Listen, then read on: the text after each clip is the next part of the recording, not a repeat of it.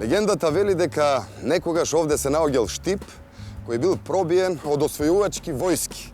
Пробиен штип или проби штип. Стариот град се наоѓал во местноста Грамади.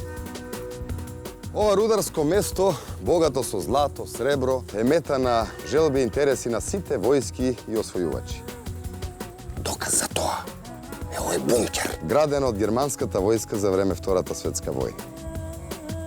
Из вековите наназад од Пробиштип и околината се изнесени неброени богатства. Останаа топоними кои сведочат за некогашните богатства, како Тарапана, кај што се ковале парите, Гури кај што се топела рудата, Шталковица кај што се копала рудата, Шлегово кај што живееле рударите, шлезите. Но останаа приказни, легенди и оваа минеролошка збирка која навистина вреди да се види.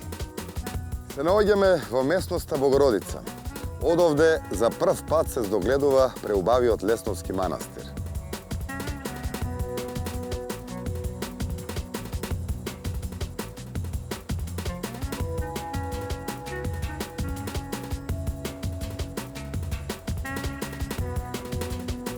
Пустиножителот Гаврил повеќе од 30 години молитвено отихувал во околниве пештери. Тие се создадени од вадење на воденичен камен, а некој се природен феномен. Според житието на Свети Гаврил Лесновски, напишано според Станислав Граматик во 1330 година, оваа света обител за прв пат ја подигнал преподобниот Свети Гаврил Лесновски во 11 век. Црквата има двојна посветеност на архистратегот на небеските сили Архангелот Михаил и на Свети Гаврил Лесновски.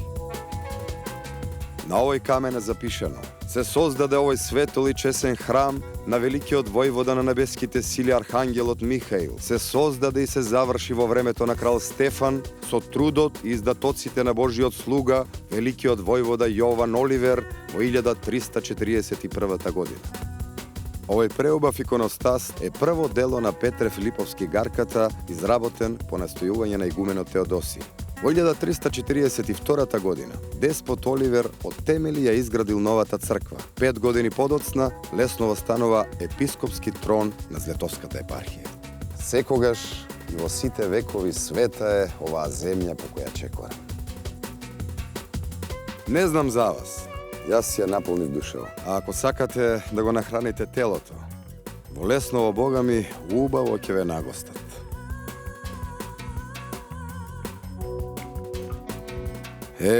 Мојата чудесна земја.